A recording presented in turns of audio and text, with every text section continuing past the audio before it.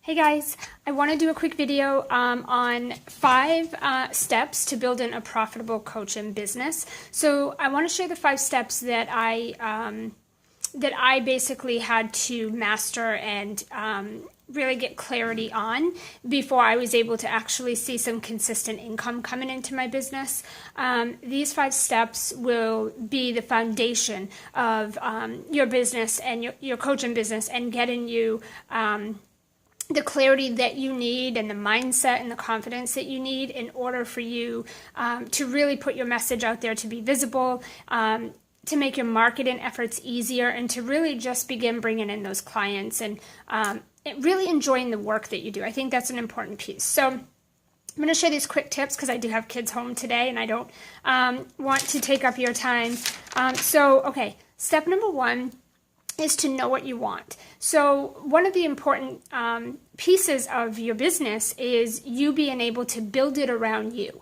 And so what that means is that you are not working for your business, but your business is working for you. And so it's important to know what you want both in the business and in your personal life so that you're able to build your business around that. So things like you want to be able to set up the proper systems so that you can automate certain areas of your business, so that certain areas of your business are being funneled properly, so that your new clients coming in are getting what you've promised, new people coming onto your list are being nurtured and engaged with, and you're really providing them outstanding value.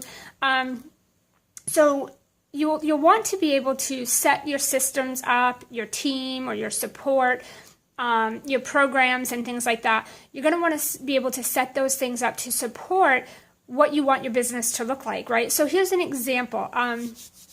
When I first started my business, and I mean, this was a while ago, it was 14 years ago, but when I first started my business, I had no idea what I wanted. And so I was in my business 50 hours a week, 60 hours a week. My phone and my laptop were like glued to my body. Everywhere I went, there was never a free moment. And it felt like I was never, ever getting ahead, no matter how much I worked. There was just always more that needed to be done. And I know a lot of you can relate with that.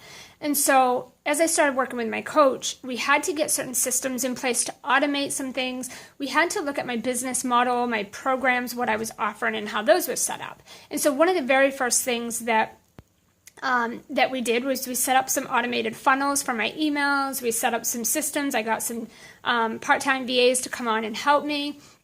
And of course, I was working with my coach. Those were a couple of the immediate things I did.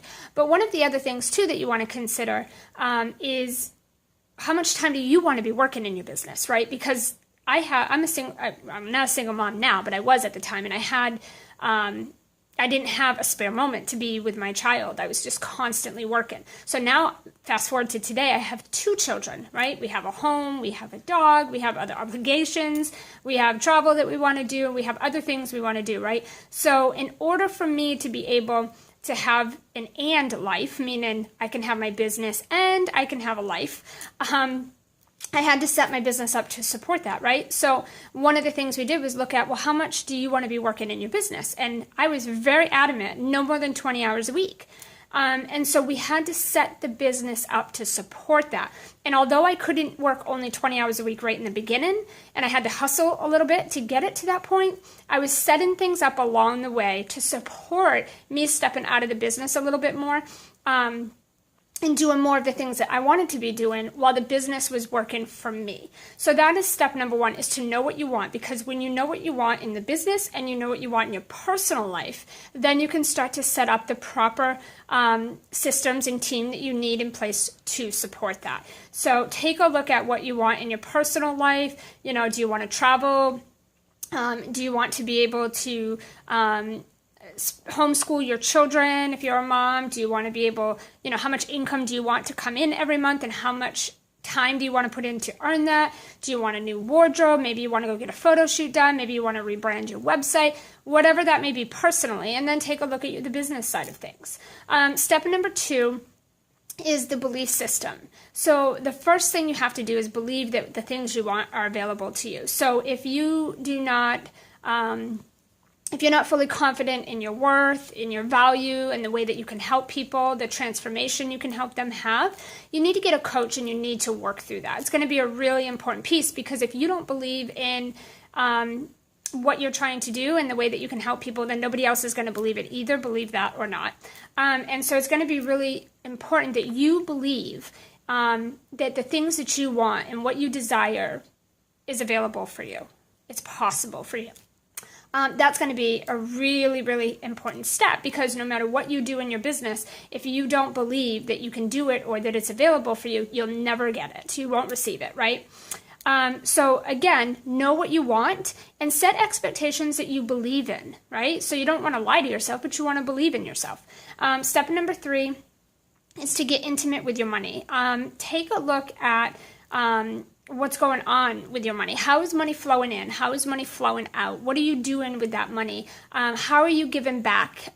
So that may be hiring a coach. It may be hiring a part-time virtual assistant, or someone to come into your home and help you clean or take care of the kids, or maybe schedule your travel for you. And maybe you're giving to a charity. Like, what ways are you giving back? When we give back, we get more, we receive more. And so it's going to be an important it's going to be important that you start looking at how can you give back. If you're really stingy with your money, you're really finicky, you're really picky, and you want to receive money but you don't want to give out any money, you really want to start looking at that. Take a look at how the money's coming in. What are you doing to bring that flow of money in? Do you need to change something or improve something? And then how is the money going out when it comes in? It's going to be important that you have that consistent, steady flow, so that as money comes in, you're doing what you need to be doing with it. You're also giving back. You're also helping others. You're reinvesting some of that back into your business, and then some of that is, of course, coming to you. Understand what's going on with your money, because if you don't have a healthy relationship with money, then you're always going to struggle to receive it. And then step number 4 is to understand and know what your money story is.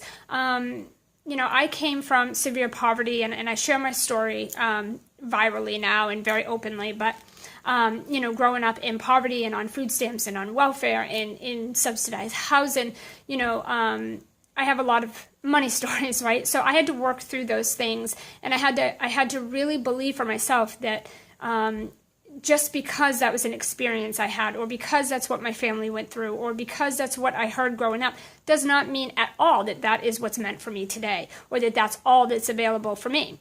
I was able to go from being on welfare as a single mom, barely making a couple $1,000s a month. I was on food stamps, and I was able, within less than 4 months, I was able to go to my first $5,000, and then I went into $10,000, and then, last month I did my first $42,000. So it is possible, but it took me 4 years almost to get there, because I had a lot of negative belief systems. I didn't believe that I had the right to call myself a coach. I didn't believe it was available to me. I didn't think I was smart enough. I didn't deserve it. So you really have to understand what your money story is, and see how you can flip that, right? See how you can incorporate a positive aspect with money, a positive relationship with money into your life, so that you feel you deserve it, and so that money can come to you. Step number 5 is, to really do what I just said, is to kind of flip your money story and start to believe that it's possible for you to have more, to have bigger, to be bigger and be better, that is available to you. My motto is what's available for one is available for all. And so it is all energy, and it really, truly is just a matter of believing that for yourself. Okay, so those are my 5 steps. I think I wrote down a few more steps, but I'm not going to go into those, because I said I was going to share 5 with you. So those are the 5 steps to building a profitable coaching business. If you have any questions, please post below. Share this video with anyone that you think it'd be valuable for. Of course, you can learn more about me at AnnMStrout.com. I'll post that below. But I'd love to hear your comments, your feedback. Share with me what you think about these tips and what your takeaways are, if you have any questions. So see you all next time. Thanks. Bye.